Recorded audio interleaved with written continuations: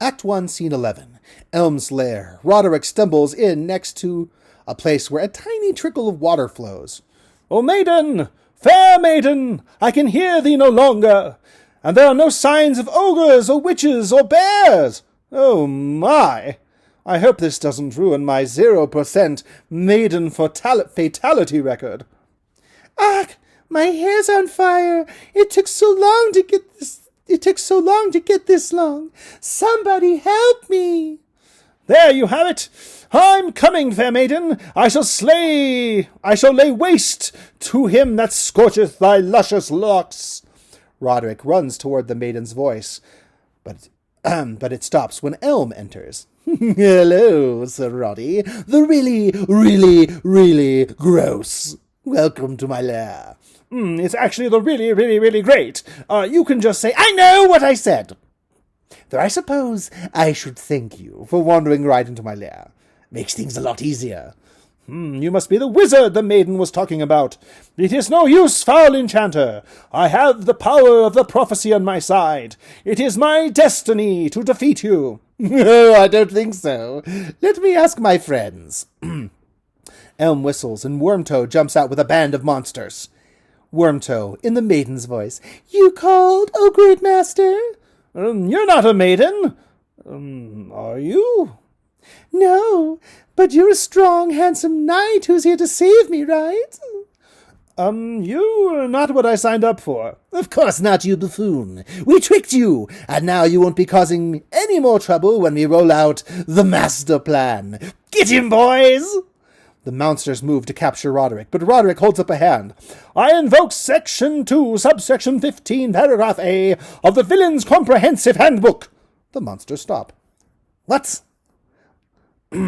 What would you know about the handbook?" It pays to know your enemy's rules. I know every word by heart." Maybe you're not as dumb as you look. What does this one say?" "Before a villain, you, can harm a hero, that's me, he must first perform a soliloquy of no less than 3 minutes, and not exceeding 15. In this speech he must reveal to the hero his evil plan, and end it with an evil laugh." "Wormtoe, have you heard of this? What is he talking about?" Wormtoe produces a huge book and starts thumbing through the pages. "He's right, master. If you don't, you risk getting your villain's license suspended." Better not risk it.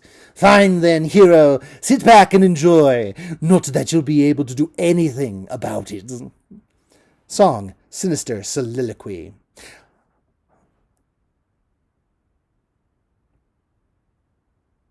"I don't know why you so-called heroes are all so very dense. Let me spell it out for you, my every vile offense. It started out when I was a child, the youngest far of 4.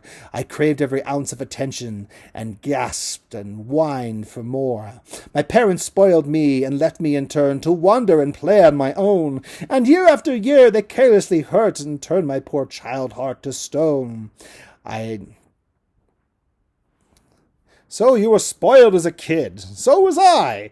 Why are we now on the opposite sides of the fence? My parents told me I was bad. My sisters told me I was bad. My teachers told me I was bad. Even my sheep told me." Are you sure they weren't just saying, what sheep say? "No! Year after year, all I heard was bad, so I thought, what the heck? I'm bad. Pay attention, if you can, as I unfold the master plan. I'm going to stop the fountain that sprays the magic water. The kingdom will get drier, the drought will cause a slaughter. No magic beans will flourish, and everyone will suffer. I'll hold the water ransom and make your whole life tougher. No beans for your burritos, no beans to make your potions. No climbing up a beanstalk, I'll set my plan in motion. But no, you cannot stop it. So find a place to cower, and tell each knight and wizard to go back to their tower."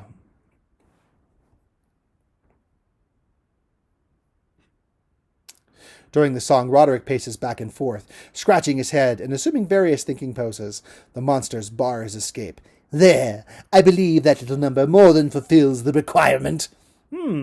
I don't think I quite got the feel of it. Couldn't you do a reprise?" He's within his rights to ask for... Quiet, you! Let's get this over with." I'm going to stop the fountain that sprays the magic water. The kingdom will get drier, the drought will cause a slaughter. But no, you cannot stop it, so find a place to cower, and tell each knight and wizard to go back to the tower. I've got it. After this, they'll hire a sculptor who can get my nose right. Oh, is that all you want, then? To be a statue? That's simple enough. Roderick rushes at Elm, sword raised. Elm gestures, and there's a great flash of light and smoke. When the smoke clears, Roderick has been turned into a statue. What do you think, Wormtoe? Am I not a talented sculptor? Yes, master. Even got his bulbous nose right. Now to the real entertainment. He produces a pebble from his robes. Wormtoe, do you know what this is? No, master. It looks like a rock. Yes, but not just any rock. Calling this a rock is calling Excalibur a butter knife. This is a magic pebble. Oh, I remember. Once you drop it, it can only be picked up by the one who dropped it. Right, which is what I'm going to do right now onto the source of the magic river. Elm drops the pebble on the source of the river, and it dries up. Ha! Let them try to grow their magic beans now. They will cower to me. And now if they ever want to see their precious... From now on, if they ever want to see their precious water again... Elm tries to let out an evil laugh. Wormtoe and the rest of the monsters try not to laugh at Elm. Bellissimo pokes her head up from behind a rock. I've got to warn the others. If Sir Roderick is not the person in the prophecy, then someone else must be. Never fear, Sir Roderick. This time your damsel will save you from distress. Bellissimo exits. Blackout. End of Act 1.